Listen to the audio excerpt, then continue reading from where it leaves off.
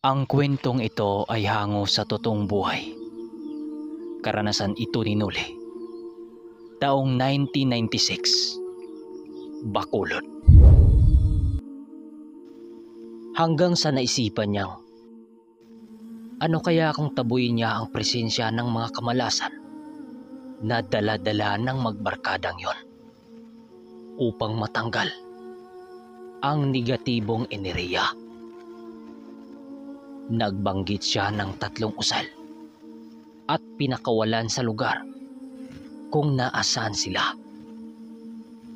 Nang ginawa niya ang mga bagay na yon, ayon kay Manong Duming, biglang nawala yung enerhiyang napapaloob sa mga ito.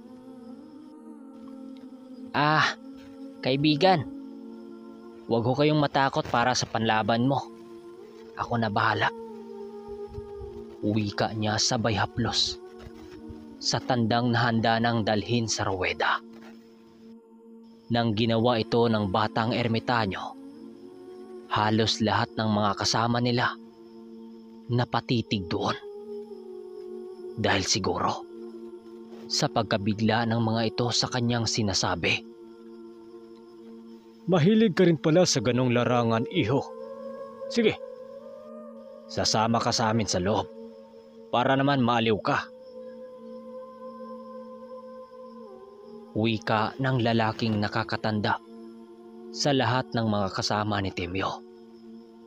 Lumipas ang ilang minuto. Kasalukuyan na nga silang pumasok sa ruweda.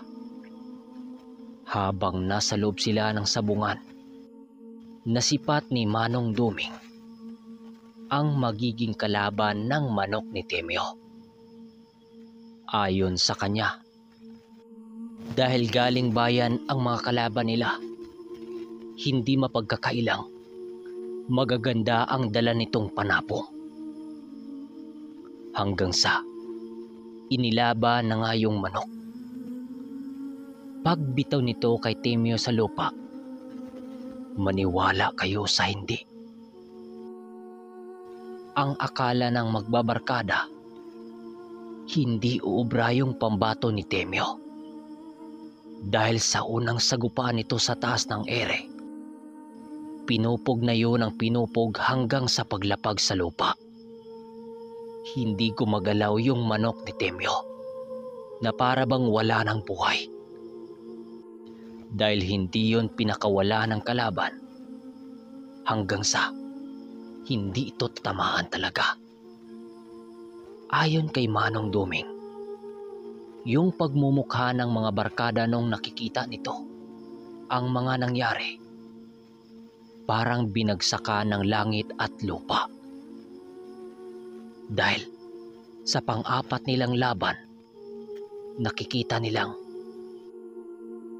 malabo pa sa putik ng baha na mananalo sila. Pero merong kakaibang nangyari.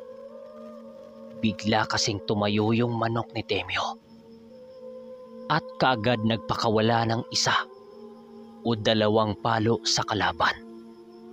Ngunit kitang-kita nila ang pagbao ng tari nito sa mabangis na manok ng kalaban. Dahil dito, napuno ng hiyawan at palakpakan ang pangkat ni Manong Duming. Sa pagganti nito sa kalaban, tila ba may nilalang ang lumihis ng palo ng kalaban nito. Gigil na gigil yung kalaban. Pero dahil sa tama nito sa katawan, bigla na lang yung nangisay at natumba sa lupa.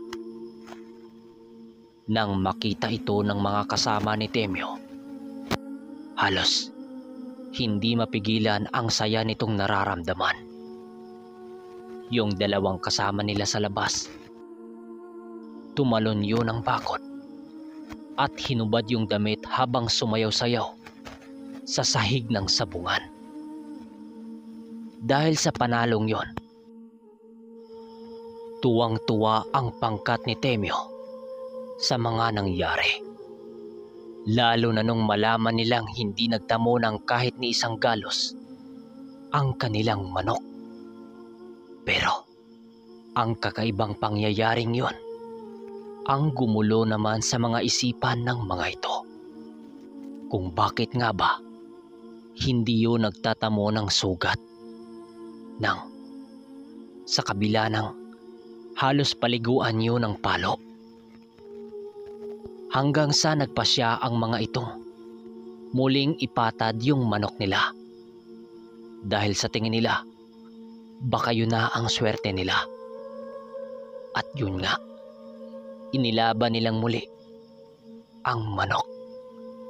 At sa pangalawang laban naman, nanalo ang manok ni Temyo nang walang tinamong kaunting galos. Umabot pa ngayon sa 3 laban. Tapos, ganun ulit ang nangyari. Ilalaban pa sana yun ng mga ito. Naging sakim sila sa mga panalo. Pero, lumipas ang mga minuto. Hindi pa nila nailaban yung manok. Napansin ng batang ermitanyong si Manong Duming na may paisa-isang pumasok sa sabungang yun na mga misteryosong lalaki. Nakatalukbong ang mga ito ng maitim na kasuotan at halos hindi makita ang kanilang mga mukha. Alam ni Manong Duming na yun ang mga kalaban niya. Nag-iba na rin ang tingin ng mga tao sa kanila. Naanimoy galit ang mga ito. Ang lumabas kasi sa mga tao, mga mandaraya sila sa sabungan. Yung iba pa, may sinasabing mga salamangkero sila. Kaya nakakaya nilang kontrolin ang takbo ng laban.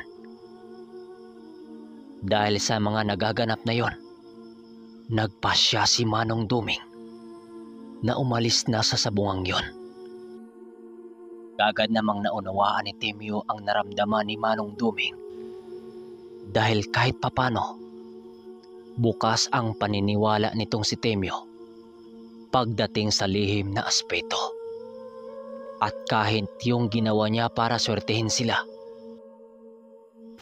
alam nito. At yun ang labis na ikinamangha nito sa kanya. Bumalik sila sa bahay ni Temyo at doon itinuloy ang kanilang iniinuman.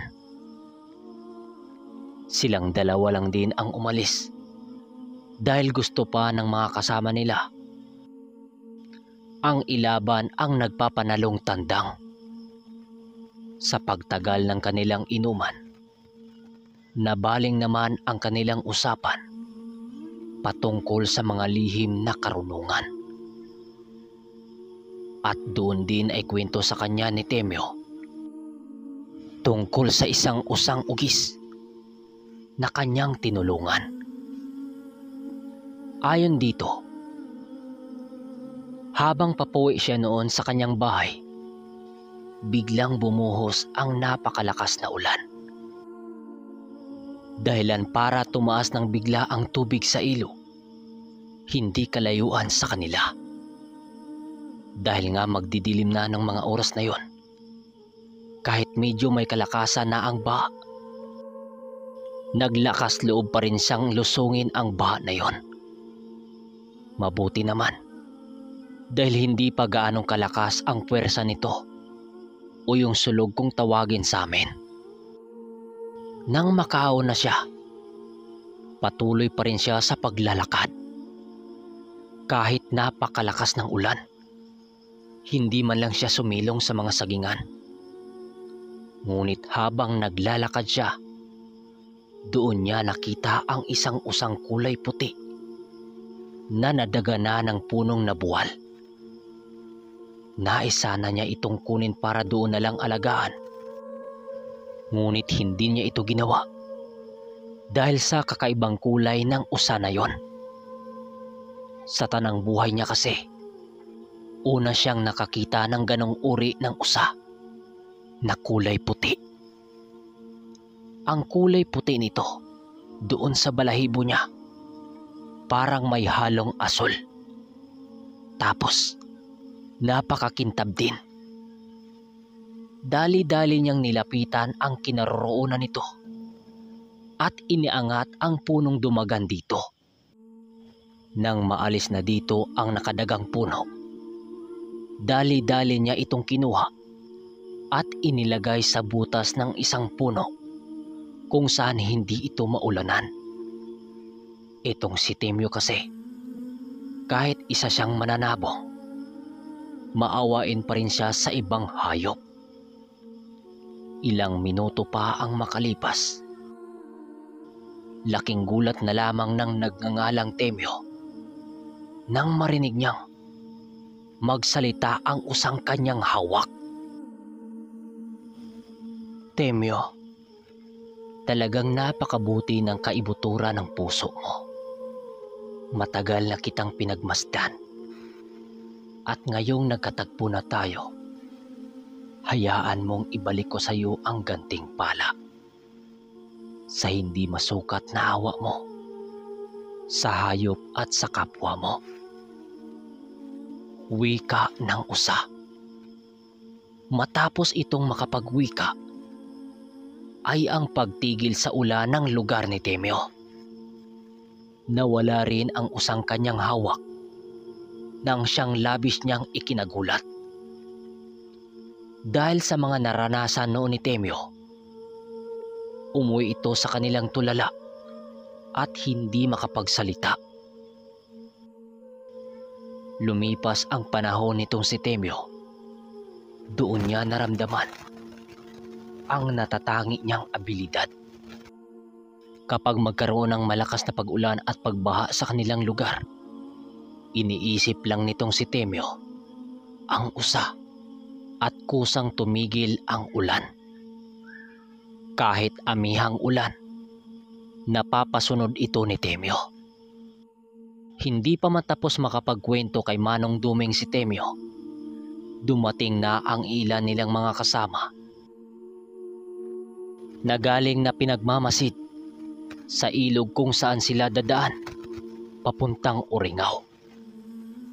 Ermitanyong Duming, napuntahan na namin ang ilog na ating dadaanan. Hindi mataas ang tubig kaya bukas pwede na nating simulan ang ating paglalakbay. Kung pwede na. Singit na wika ng isang antingero.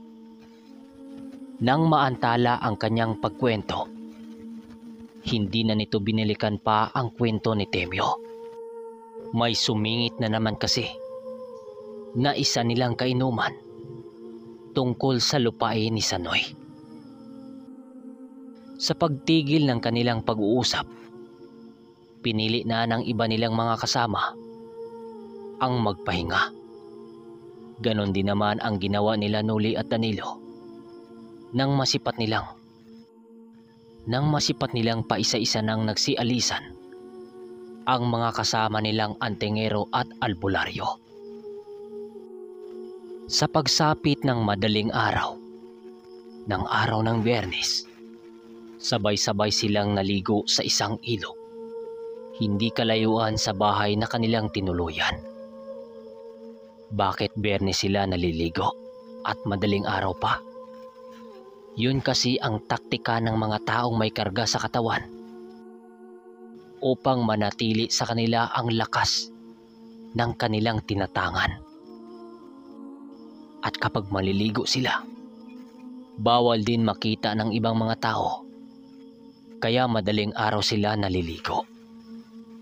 At sa ibang araw naman, puro hilamos lang sila at pagpapalit ng damit.